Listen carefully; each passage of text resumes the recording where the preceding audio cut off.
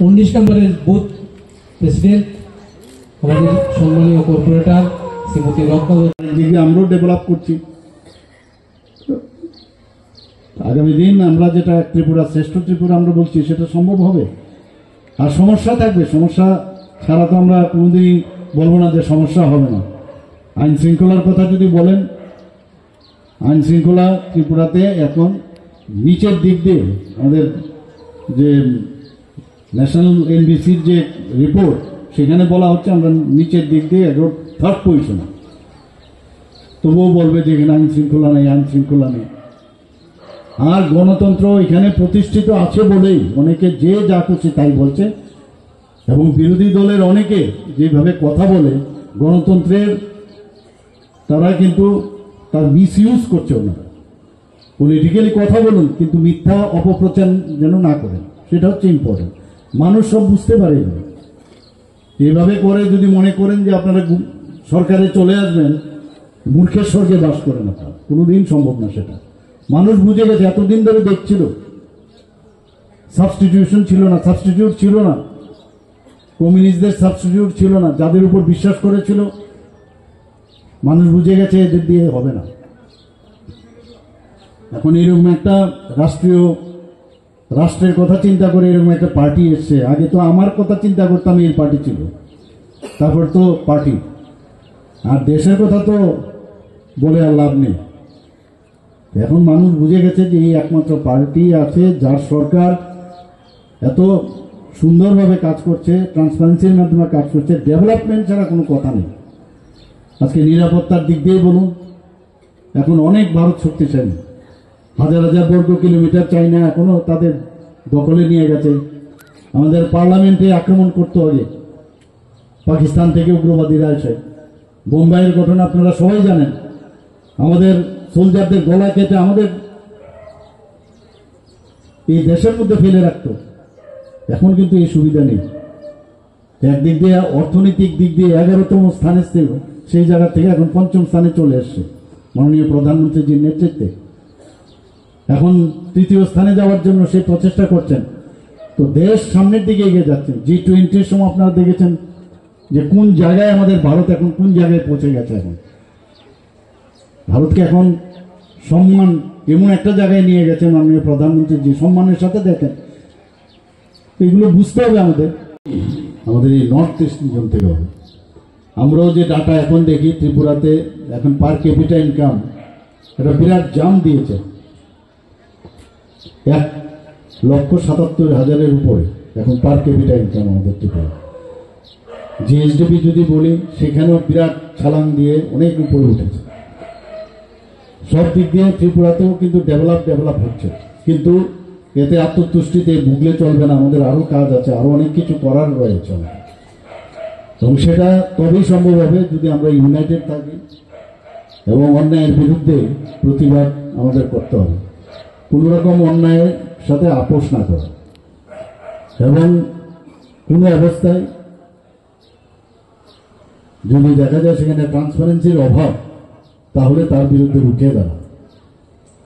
আমাদের ত্রিপুরাতে আমরা যা করছি সেখানে আজকে চাকরির বিষয় হোক, যে কোনো বিষয়ে স্বচ্ছতার সাথে আমরা কাজ করছি।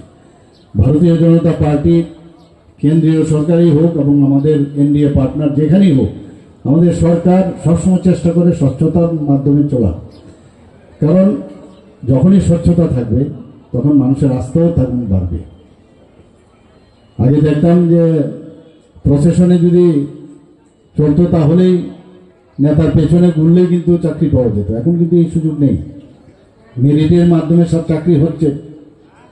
এবং হয়তোবা এতদিনের বহুদিন ধরে এই ধরনের একটা কালচার ত্রিপুরাতে ছিল বলে আমাদের মাইন্ডসেটও হয়ে গেছে, এইভাবেই বুঝি হয়। এতে করে মানুষ কিন্তু বিব্রত হয়, মানুষ সেটাকে ভালোভাবে নেয় না। আমরা চেষ্টা করছি যে বেশি করে কর্মসংস্থান সৃষ্টি করা। এখন আমাদের যে এমএস, এই আপনি যদি আমাদের ইন্ডাস্ট্রি এরিয়াতে যান, গিয়ে দেখবেন প্রচুর পরিমাণে ছেলেমেয়েরা এখন ওখানে কাজ করছে। এমএসএমইর মাধ্যমে আমরা দেখলাম মাইক্রো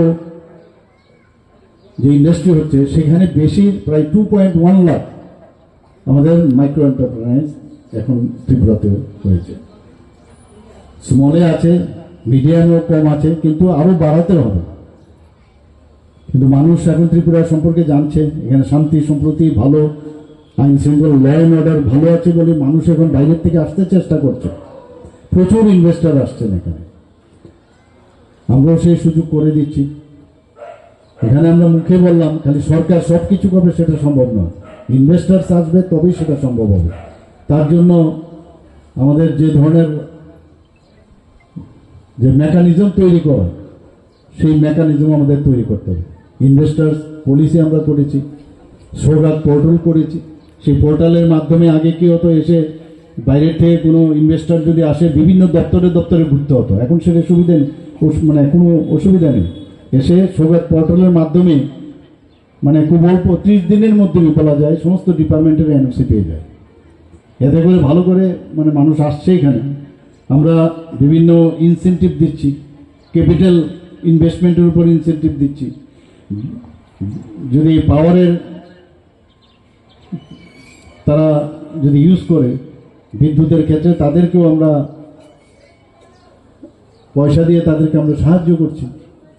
বিভিন্ন রকমের স্কিমের মাধ্যমে আমরা চেষ্টা করছি মানুষ যাতে ত্রিপুরাতে আসে। তাতে করে যেটা আমি বললাম, সরকারি চাকরি বাদ দিলেও এইসব জায়গায় কিন্তু অনেক বেশি এখন মানুষ আসছে এবং কর্মসংস্থানের সুযোগ আগামী দিনে এখন তো বাড়ছে, আরও বাড়বে। আপনাদের অবগতির জন্য জানাচ্ছি, আমাদের সরকার আসার পর এর আগে অনেক জায়গায় আমি বলেছি 13,000-এর উপরে সরকারি চাকরি আমরা ডাইরেক্ট দিয়েছি। এরপরেও তো মানে এর মধ্যে আরও আমাদের যে চাকরির অফার আমরা এর মধ্যে আরও দেব। আমাদের যে কিছু অফারের বাকি রয়েছে গ্রুপ ডি, সেটাও আমরা কিছুদিনের মধ্যে দেব। পুলিশের চাকরি আছে, সেটাও আমরা দেব। আমরা স্পেশাল এক্সিকিউটিভ নেব 6,000-এর উপরে, সেটাও আমরা কিছুদিনের মধ্যে শুরু করব। মানে অলরেডি কাজ শুরু হয়ে গেছে, সেটা ফাইনাল হলে সেখানেও দেব। তো একদিকে চাকরি, আবার আরেক দিক দিয়ে যে বিভিন্ন ইন্ডাস্ট্রি, বিভিন্ন যেসব কর্পোরেটররা আসছে এখানে, সেগুলো যখন বাড়বে তখন মানুষ কাজের জন্য বাইরে আর যেতে হবে না, এখানেই সেটা সম্ভব হবে। এর মধ্যে আমরা 19টা যে আইটিস আছে, আইটিআই, এই আইটিআইগুলোকে এমন মানে দুর্দশা ছিল সেগুলো, সেখান থেকে পাশ করলে প্রায় 15 থেকে 20% অ্যাবজর্পশন হতো, কারণ সেগুলো পুরনো স্টাইলের সব আইটিআই। তো আমরা এর মধ্যে টাটা সাথে আমরা মৌ করেছি, সেখান থেকে এখন কম্পিউটার বেসড যে মেকানিজম সেগুলো এখন শুরু হচ্ছে এখানে। এতে করে ওরা বলছে 5,000 প্রতি বছর আমাদের ছেলে মেয়েরা সেখান থেকে পাস করবে এবং টোটাল 5,000-কেই ওরা অ্যাবজর্ব করবে। শুধু আমাদের ত্রিপুরাতেই নয়, আমাদের দেশে এবং ইভেন বিদেশেও ওদের নিয়ে যাবে। তো এইভাবে আমরাও চেষ্টা করছি কেউ যেন বসে না থাকে। বহুদিনের এগুলোর মানে সমস্যা আমাদের কাছে রেখে গেছে। 13,000 কোটি টাকার ঋণ রেখে গেছিল আমাদের সরকার আসার আগ মুহূর্তে অবধি। দলের লোক আমাদের সত্যি গর্ববোধ হয় যে আমরা আটবর্দালি মাননীয় মুখ্যমন্ত্রী এলাকার লোক। তাই আজকের দিনে আপনার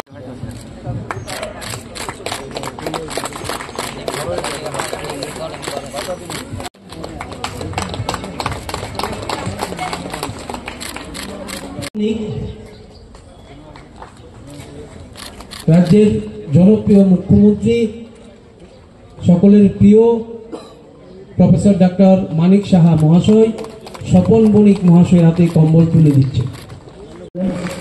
নিজেরাও ভালো থাকবেন, সুস্থ থাকবেন, অন্যদেরকেও ভালো রাখার চেষ্টা করবেন। এই কথাগুলো Subscribe to Tripura Info and press the bell icon so that you never miss any latest updates and news on Tripura.